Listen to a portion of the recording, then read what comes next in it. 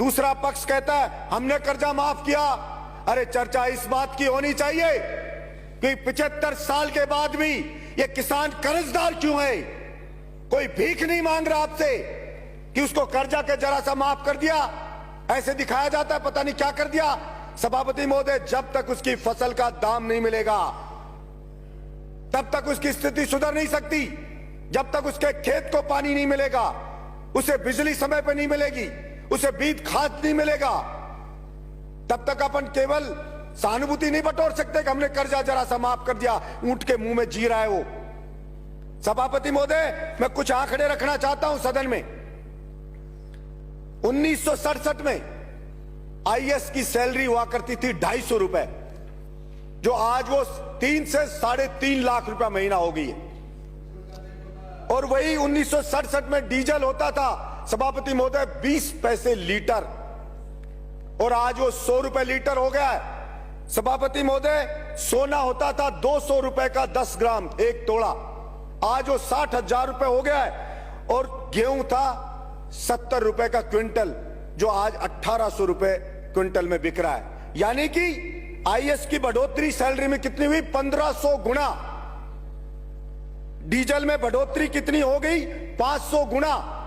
सोने में बढ़ोतरी कितनी होगी? 300 गुना। और किसान के गेहूं की फसल की कीमत कितनी बढ़ी? मात्र 25 गुना। अब कहां 1500 गुना और कहां 25 गुना। भला वो कैसे उसकी स्थिति सुधर सकती है? हर चीज की महंगाई बढ़ गई है। कृषि के उपकरण है, उनकी महंगाई बढ़ गई है, लेकिन उसकी फसल को नहीं खरीदती सरकारें। अब गेहूं पे 10% बढ़ाइए, 200 ये कह दिया 2110 रुपए। सभापति महोदय, हमारे मंत्री जी हैं, खुद किसान हैं, वो जानते हैं कि खर्चा गेहूं पे 1 बीघा का खर्चा किसान का आता है 1800 रुपया बीघा पे आता है। 18 जैसे एक जो क्विंटल पर 1800 और 18,000 रुपया 1 बीघा पे आता है। मात्र 10 क्विंटल के लगभग गेहूं पैदा होता है। जो 1800 के हिसाब से बेचे तो 18,000 का हुआ, उसका खर्चा भी 18,000 आता है, पैदा भी 18,000 हो रहा है। तो उसकी स्थिति भला कैसे सुधरेगी? सरसों की फसल करो तो उसके ऊपर भी वही 11,000 के समथिंग खर्चा आ जाता है, और वो बिकती है तो वही 18,000 20,000, और कभी पाड़ा पड़ गया तो बर्बाद हो गया। गेहूं में अगर हवा चल गई, गिर गया गेहूं तो बर्बाद हो गया। तो भला वो किसान कैसे बेचारा उठ सकता है? और सिर्फ बातें होती है किसान की, 6,000 दे दिया, कोई कहता है कर्जा दे दिया, कोई कहता है ये दे दिया, कोई कहता है थोड़ी सी बिजली दे देंगे, ये दे देंगे। मैं तो ये कहता हूं आप पूरा दाम ले लीजिए, मत दीजिए कुछ भी आप, लेकिन ये जो 1500 गुना बढ़ी आईएएस की सैलरी, या तो उस आईएएस की सैलरी को भी घटा के वही 25 गुना लिया हो आप।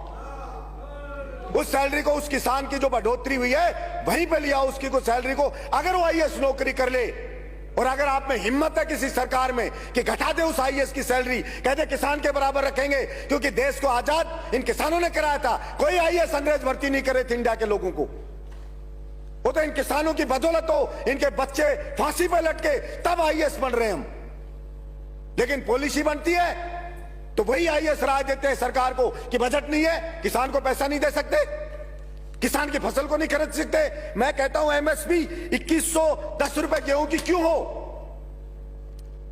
इसकी एमएसपी उतनी करो ना जितनी उसकी गुजारा हो उसका, लेकिन उसमें कोई चर्चा नहीं होगी और कोई पैसा मिलेगा नहीं। और ये किसान सहन शक्ति है बेचारे की, सहन करे जा रहा सहन, ये उसकी ग्रेटनेस है कि वो सहन कर रहा है और मेरा देश महान कह रहा है।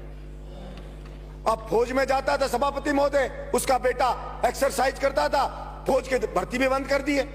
पुलिस में जाता था सभापति महोदय, दौड़ भाग करता था, खेत में काम करता था, फिजिकल फिट होता है, मजबूत होता है, बहादुर होता है, दौड़ भाग करके पुलिस कांस्टेबल बन जाता था। कोई मिलिट्री में जाके, अब मिलिट्री का भी बंद, पुलिस कांस्टेबल में आईएएस जैसा पेपर पकड़ा देते हैं। उसकी फिजिकल फिटनेस को कोई देखते ही नहीं है।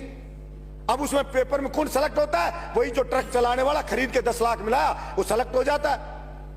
इसलिए सभापति महोदय, मैं आपके माध्यम से सरकार से गुजारिश करता हूं कि केवल किसान किसान बात करने से नहीं होगा। वास्तव में आज किसान को सबसे ज्यादा न्याय की जरूरत है, और उसके साथ हमें न्याय करना पड़ेगा। नहीं, वो किसान के बच्चे जो अंग्रेजों से लड़े थे, जिस दिन उसने ठान लिया उस दिन फिर आप सोचना क्या हाल होगा। इसलिए मैं समझता हूं उठा उठा के फेंक देंगे और होगा क्या, मूली की तरह पाड़ पाड़ के फेंक देंगे आपको, और क्या होगा, ये होगा। इसलिए कभी कभी उस किसान की हिम्मत को न ललकारे सरकार कि वो लड़ नहीं सकता या अपना हक हासिल नहीं कर सकता। वो तो अपने देश में आस्था रखता है, तो सहन करे जा रहा है। और ये सभापति महोदय, मैं बात करूंगा जैसे आवारा पशुओं की, ये एक बड़ा आंदोलन इन आवारा पशुओं के लिए भी होगा। किसान की फसल को खा रहे हैं ये रोजड़े, सुअर, आवारा। और मैंने पहले भी कहा, अरे आदमियों की नसबंदी करते हो, इनकी नसबंदी करके ही रोक दो। हम छोटे बच्चे थे तो बछड़ों की नसबंदी करवाता था किसान।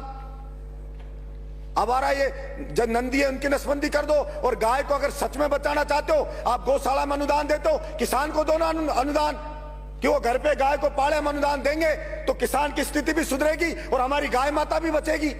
लेकिन किसान को तो देना नहीं चाहते, क्योंकि सब जानते हैं अगर उसके पास, अगर उसकी रोटी पेट में आ गई, उसको थोड़ा जीने का मिल गया तो सोचने लग जाएगा वो कि कौन क्या कर रहा है। वो आईएएस हजारों करोड़ रुपए खा रहे, फिर भी 1500 गुना सैलरी बढ़ा रहे हो। जाके देखो एक आईएएस बनता है तब क्या घर होता है उसका, और 5 साल बाद देखो उसके बच्चे मर्सिडीज में घूमते हैं, विदेश में पढ़ते हैं। क्या कभी सरकार ने पूछा है कि कहां से आ गया है पैसा? फार्म हाउस है बड़े बड़े, और बड़े बड़े मंत्री जाते हैं और जाकर फार्म हाउस में उसके पार्टी करके आ जाते। कभी पूछा किसी ने कि ये कहां से लिया आया? लेकिन कोई नहीं पूछा जाता। इसलिए मैं आशा रखता हूं कि किसान के ऊपर रियल में कोई उसकी दशा सुधारने पर निर्णय होगा। धन्यवाद सभापति।